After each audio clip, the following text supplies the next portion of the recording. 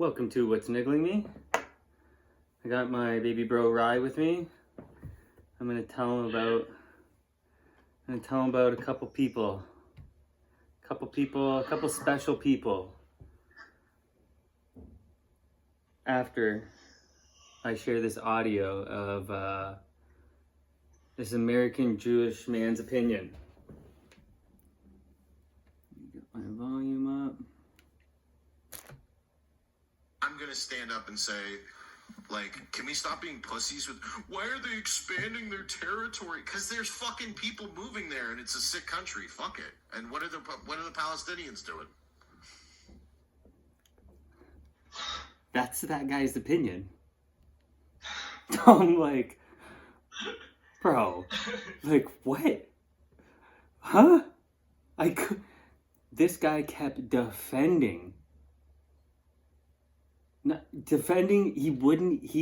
couldn't even say Bibi Netanyahu's a bad guy. The other guy said, I think Bibi Netanyahu is Dick Cheney, a war criminal. And this guy, this guy says that. This guy, it was crazy, the defense of Israel. And not just the defense, who cares about the Arabs? Who cares about them? What are they doing? I couldn't believe it. I was like, man, bad take. Hey, bad take. I couldn't believe it. There's more people there, so they need to expand. So that's why I say, do a man on the street in Israel. I can't even, I know I've watched a lot of them, and they're nasty. They're nasty about wipe them out, get rid of them. Who cares about them? Ha ha ha ha ha. It's a fucked mentality. No other nationality is allowed to do that. No other country is allowed to do that. This guy's pumped. This guy's pumped about expanding the borders. More people are moving to Israel, he said. It's a wild take to say we need to expand our land. We got more people coming. I'm like, what? This is crazy. These people are confined by fence and sea. 2 million fucking people are confined by fence and sea. No helicopters, no airports. Bro. Just sitting there fucked. Wild. But man, let me tell you about this guy. This guy was famous. This guy was one of the most famous people in America. His name was Bernard Kerik. Okay? Mm-hmm. And I only remembered Bernard Kerik because Steve Witkoff went on Tucker Carlson. I didn't watch it, but I'm gonna have to listen. But I saw Steve Witkoff on there and I'm like, yo, I remember that guy. I know that he's the stupid Middle East ambassador over there. But I was like, I can't believe he's gonna go on Tucker Carlson. Tucker Carlson has become aware of, he's become aware of everything, okay? Tucker Carlson is aware of everything now. And I would love to know, I don't think he would, he's not Patrick Bet David where he would press. But I think that, and I'll listen to it just to see. Would he bring up Bernard Kerik to Steve Witkoff? Because Steve Witkoff was partially the reason, even though, I believe, in my opinion, I guess, because I see money and power got Steve Witkoff to, he had no knowledge, he has no part in what Bernard Kerik did, apparently. but I believe that's only because he's a super powerful person. Bernard Kerik, though, okay, he was the New York commissioner of the New York Police Department from the years 2000 to 2001. So when 9/11 happened, okay? Now this might take me 10 minutes or more to go through Bernard Kerik, and more wild stuff will happen. You will hear throughout those 10 minutes. Okay? This guy, Bernard Kerik, he does not have morals and ethics, in my opinion. Where do I start on this guy?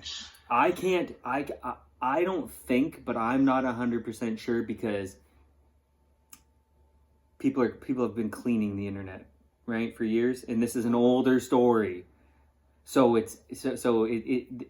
these guys' lives have been cleaned up on the internet, so it's hard for me to find stuff. So I'm not sure if Bernard Kerik is a Jewish man, because it's impossible to find. I just know that his paternal grandfather was an ethnic Slovakian who emigrated from Western Ukraine, which was Soviet Union back then. And he changed his last name from Kerik to Kerik. And so I don't know if that is Jewish or not. I'm not 100% sure. But I know that this guy dropped out of high school, went into the U.S. Army, and was in Korea during the war. But during that time, he fucked this woman in Korea, had a kid with her, finished the tour, and left her there with the kid, with the daughter. Okay? And then when he was 20, and then he moved back to America. She just so happened to emigrate to the United States and married an American man, and then saw him on TV decades later. And was like, yo, this guy knocked me up in Korea and left me there with the girl. And he said, a mistake I will always regret, and I pray to God that one day I can make it right. Yeah, wait till I tell you more about this guy. That's a lie. That's a lie. Okay? That's at 20 years old, this guy.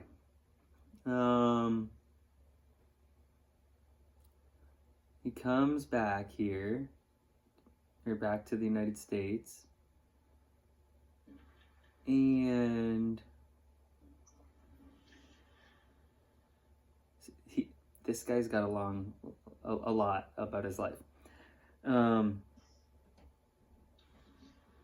He starts working in the sheriff's office in New Jersey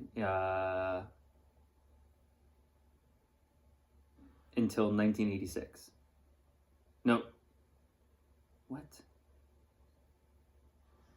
Okay. From 81 to 82, he worked in the sheriff's office in New Jersey. And then he did again in 84 to 86. What he did during those 2 years, he somehow got a job as a chief investigations for the security division of King Faisal Special Hospital in Riyadh, Saudi Arabia. You know, I don't know how this guy got that fucking job.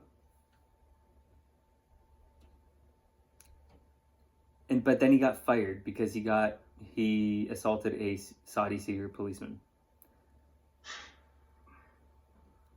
So then, he went back and worked for the sheriff's office in New Jersey.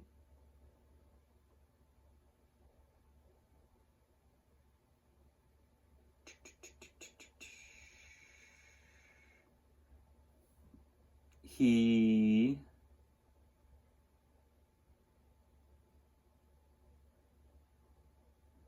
becomes the commissioner of the New York Police in the year 2000. August 20th, 2000. I have an article from August 26th, 2001, the New York Post. 2 weeks before 9/11. New York's top cop is heading for Israel to trade advice about New York Police Department anti-terrorism tactics in exchange for helping it cut off the Big Apple supply of the club drug ecstasy. Okay? This top cop is going to Israel 2 weeks before 9/11 to learn anti-terrorism tactics. Weird as fuck. Hey, that's weird. It says in this article, Israeli officials will roll out the red carpet for Police Commissioner Bernard Kerik when he arrives in Jerusalem for 4 days of meetings with officials, including a state dinner with Prime Minister Ariel Sharon. On the work agenda will be discussions about staving the flow of ecstasy from Israel to the United States, and about, remember when I told you that real recently? Yeah. And about tactics with dealing with terrorism and large crowd control. This is 2 weeks before 9/11. The New York Post, not a small news outlet. I think there are things they can learn from us and we can learn from them, Kerik said. It's a good time to go. It sends a message to people that they should not hesitate to go to Israel. This will be the first official visit to the Holy Land for Kerik, who said he spent a few days in the country nearly 20 years ago while working as a bodyguard for Saudi Arabia's royal family. Okay.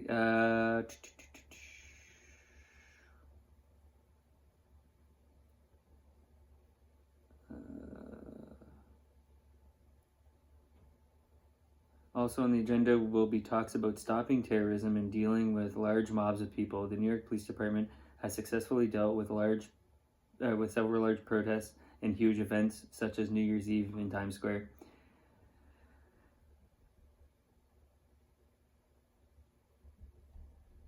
In addition to the police business, Israeli officials will take Kerik to the Yad Vashem Holocaust Memorial in Jerusalem.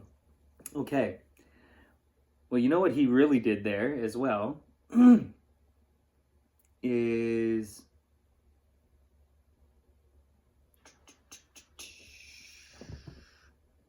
hold on here.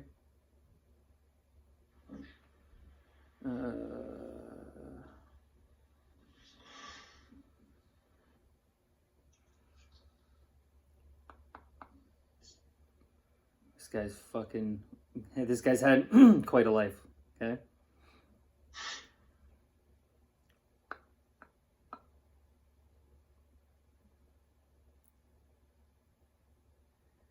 Holy shit, buddy. Okay.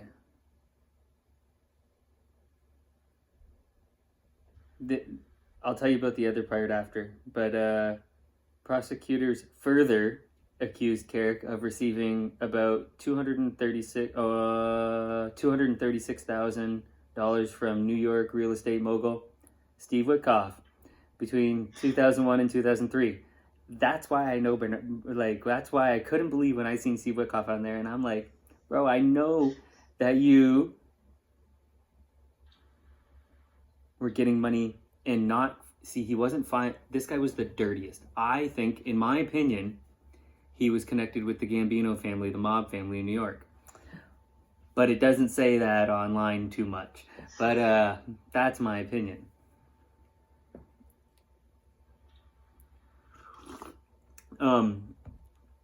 So he got that. But when he also went to Israel, he got, now this is an even tougher one to find anything about.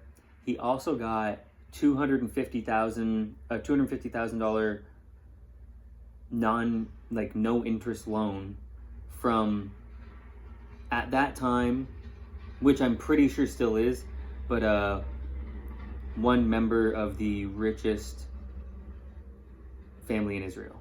I'm pretty sure they still are the richest family in Israel. But that $250,000, like he went to jail for it.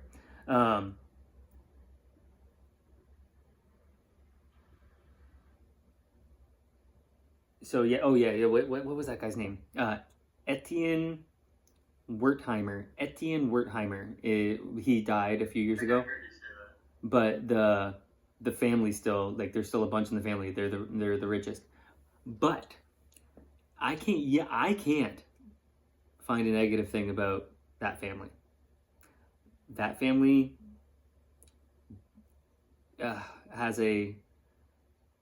it seems like a two-state solution mentality, and they've held it for a long time. They didn't have the same views that the guy that I played at the beginning of this video has. From everything I read, I tried. I tried to find a negative stance, and I didn't. But they're not influential enough. Now, right, like, they could be saying good things and also funding bad things. But, like, they have also put money into Jewish and Arab, like, workplaces and stuff like that. It's tough to find, and like, his like political affiliation is not Bibi Netanyahu. It is a Democratic. It is not a war criminal mindset. He doesn't have. They don't have that. From what I looked at the family, there are a few of them. But this guy still went over there during his trip. It was during his trip that he went there. From that one I read, the August 26th to 29th or whatever, he went to Israel 2 weeks before 9/11 to learn about terrorism tactics. And he got money from Steve Witkoff and the richest family in Israel. Now, the amount of... there's this other article, okay? It's from 2011 when this guy gets caught. The only reason this guy gets caught is just like... kinda Epstein-ish getting like,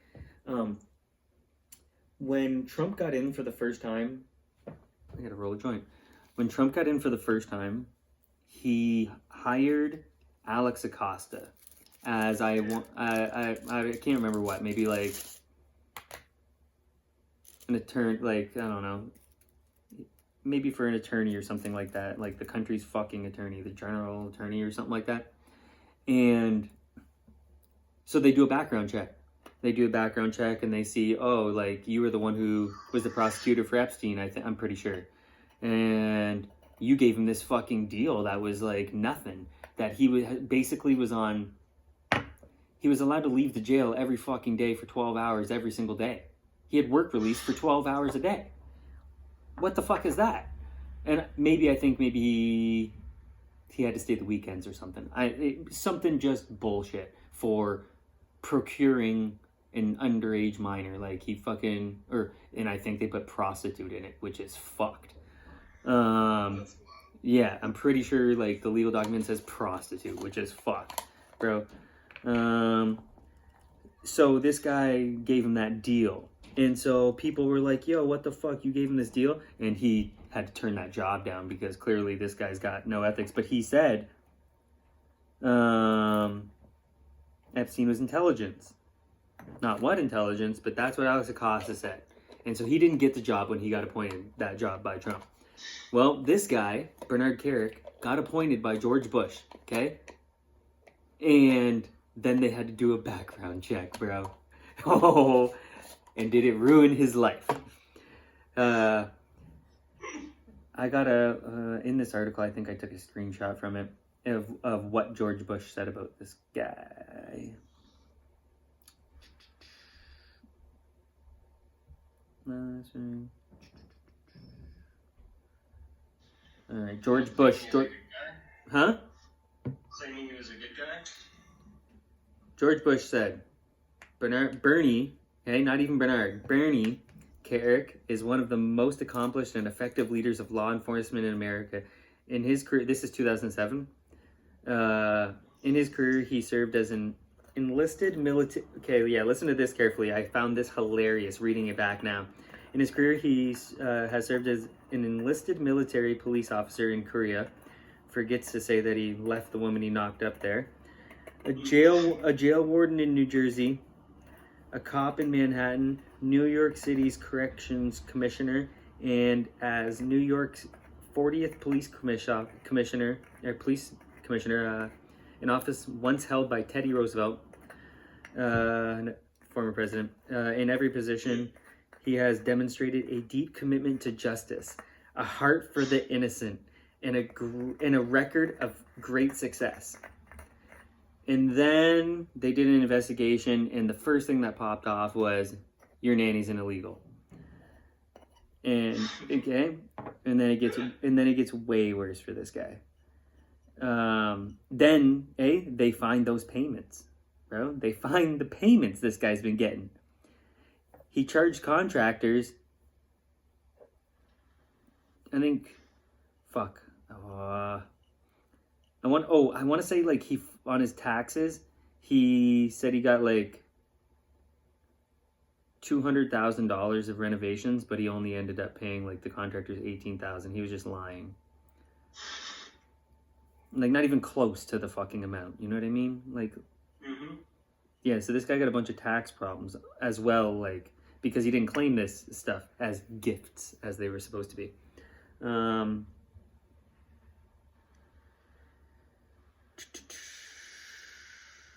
Okay, and it says in this fucking 2007 article that to pay his legal bills, it could result in the sale of his multi-million-dollar New Jersey mansion.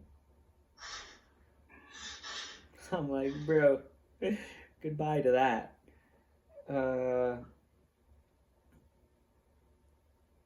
So in here, so this is this article from ABC, okay? They used to report some real shit back then.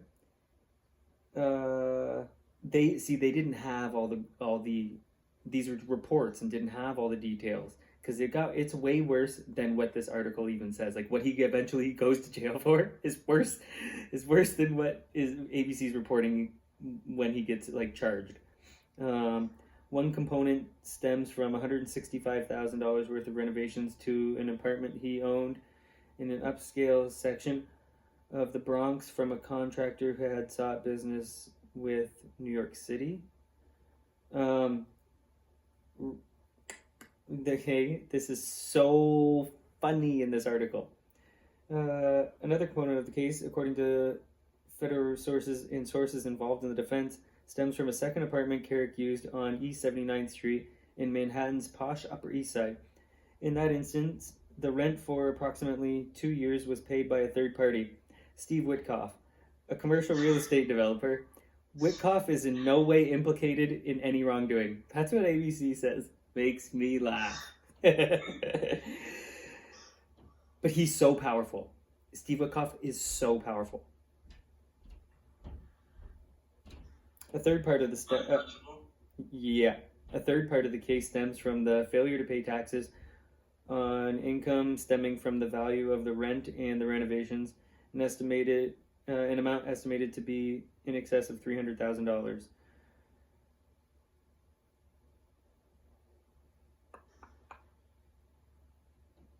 And at least part of that is linked to Kerik's the year 2000 federal tax return.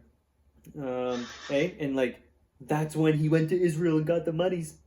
This is 2007 article when he's finally getting charged because he never would have gotten caught if George Bush wouldn't have appointed him or he was like appointed.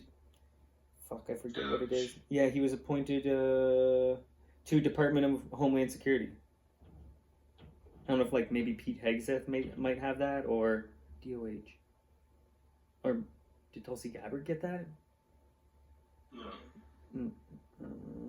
What is it? Pete Hegseth, maybe. Department of Homeland Security. usually when people like to say, we can't tell you this, when they're in a hearing, they say, it's a matter of Homeland Security, can't tell you. Fucking bullshit.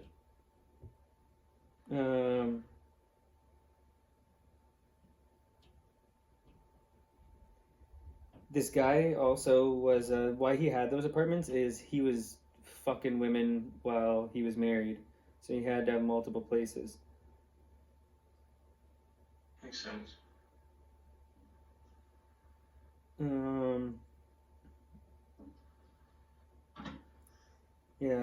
Employment of an undocumented immigrant as a nanny and the acceptance of what amounted to large gratuities. So then I go back to this guy, back to his thing here, and it says in 2009 he pled guilty to 8 felony tax and false statement charges. Specifically 2 counts of tax fraud, 1 count of making a false statement on a loan application, and 5 counts of making false statements.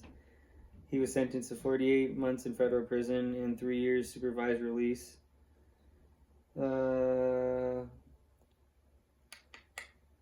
And then Trump pardoned him.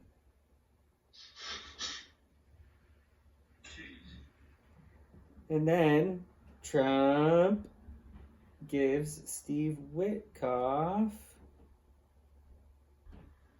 the job to be special envoy to the Middle East. Now, this motherfucker loves the Middle East. You know why?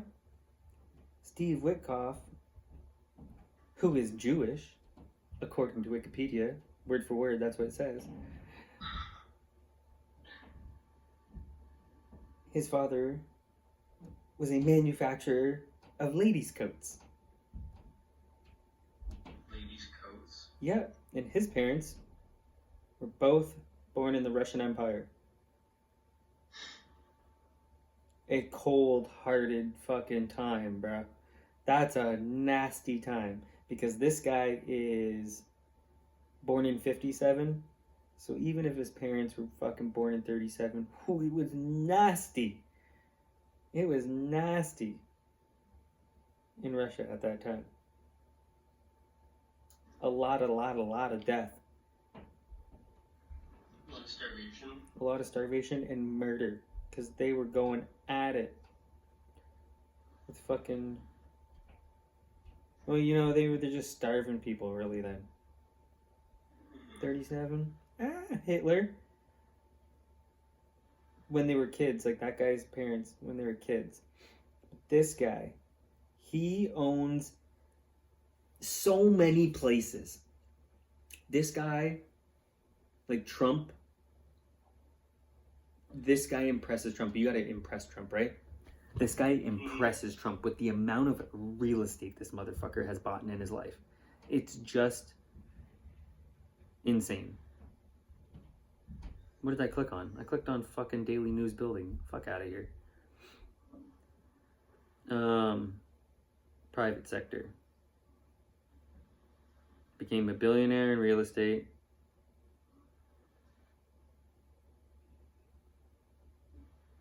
Trump was one of his clients in the 80s.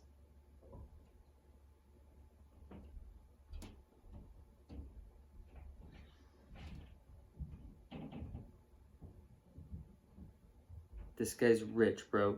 This guy's owned so much property. And, like, property Tim Dillon would like. That's that nice stuff, bro. I'll give him one thing. His son died of an oxy overdose while in a sober living facility, and that sucks. Jeez. But his other son is the co-founder of World Liberty Financial. You've been hearing about them? Mm-hmm. That's what, like, the connections, you know, like Trump is big on crypto. Well, his buddy from the 80s, his son, owns World Liberty Financial.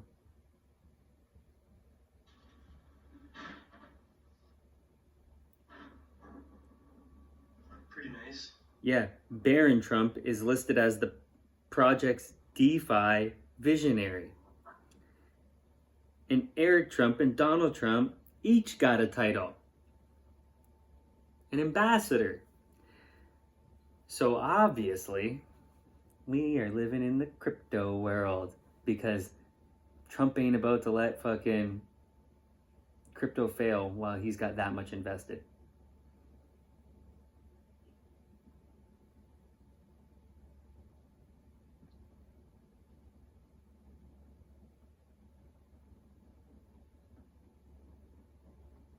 It's raining, it sounds like, right?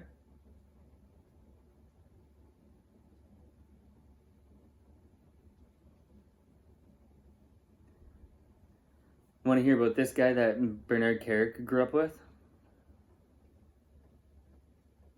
Hey, Rye? Oh, he looks like he's gone. I'm here, let's go. Oh. Kerik was close friends with Larry Ray. Okay. Larry Ray was later accused of running a sex cult. Ray donated $7,000 to help pay for Kerik's 1998 wedding and reception and was the best man. So there's no way Bernard Kerik didn't know his best man was running a sex ring, right? Makes sense to me. That's pretty impressive. And that's where I believe, in my opinion, he gets involved with the mob. And then less than 10 years later, or no, about 10 years later, he goes to jail.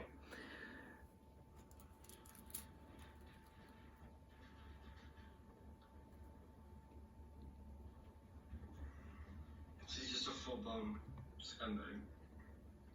Yeah, like, Kerik helped Ray obtain a job as a security director with a construction company ran by Frank DiTomaso and his brother, known as Interstate Industrial Corporation, where a portion of Ray's responsibility was to assist the business in obtaining a license from city regulators, as the business faced allegations that it was tied to organized crime. In 2000, Ray and Kerik had a falling out around that time that Ray was indicted for racketeering, and Ray began to cooperate as a cooperating witness with prosecutors who were investigating Kerik, and whose investigation ultimately led to Kerik being convicted and imprisoned.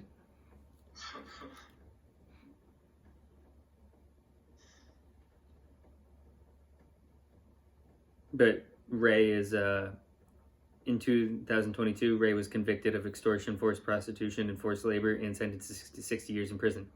So he ain't getting no Trump pardon. Even though he was the best man at Bernard Kerik's wedding. One of them. One of three. Want to hear a story that's not funny? Yeah, I want to laugh. I came across it while I was doing a little checking my, dotting my I's, crossing my T's, that I found this the Reverend Michael Judge, known to all as Father Mike, was one of the first to arrive at the Trade Center after the plane slammed into the Twin Towers. He lived in a Franciscan, what the fuck is this? Friary? What the fuck is a Franciscan friary? Opposite a Manhattan firehouse, and responded with that unit after the first reports came in. Judge died while giving last rites to a firefighter mortally wounded by a falling body. When the priest removed his fire helmet to pray, he was struck in the head by debris and killed. Jeez. End of story. Pretty fucked up, eh? Yeah, that's Stumbled across it. I'm like, take a screenshot of that story. That's pretty crazy. What are the odds of that? Well, probably pretty high at that point. Standing near near those towers. How about the other person that got killed by a falling body? That makes sense. That must have fucking been wild. Can you imagine seeing that? How fast that person fucking fell? Like, I don't even know. That's crazy. They pulled up both his blow up. Yeah, like, bruh, I can't even imagine. A body falls and kills you. What does that look like? I didn't see any videos of that, and I watched a lot of videos of 9/11 from all the angles. And that's crazy. There were jumpers, but like that's crazy that you kill someone while you do it.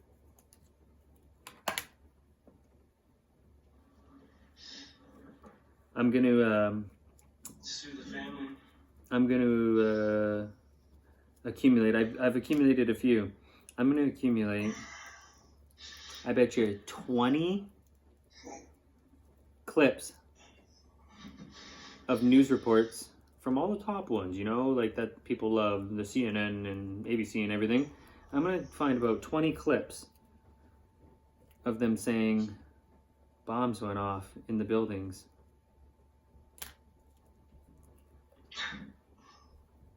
Bombs went off in the buildings.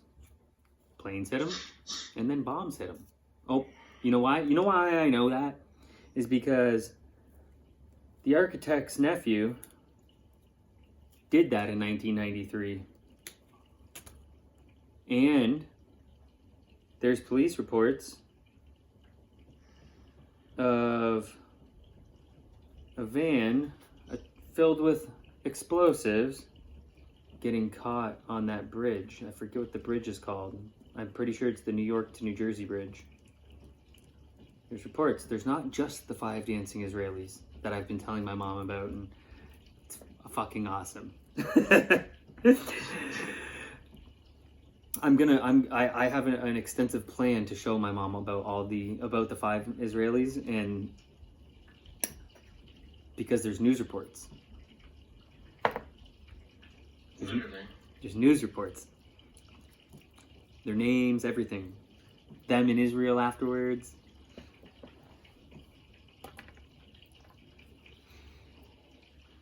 I mentioned just on one of probably the last 2 that I love biographies. And I'm just trying to give an alternative biography today of Bernard Kerik. Or maybe people know him and we're just oh, I think they said on, I don't know if it was 9/11 or maybe that's why you wear a poppy. I can't really remember. Never forget. When did they say that? You know that never forget? Or I think that's what it's called, what it is? Did they say that about 9/11? Oh yeah, I know what you mean. That's how we'll finish it. Never forget Bernard Kerik. Bernard Kerik.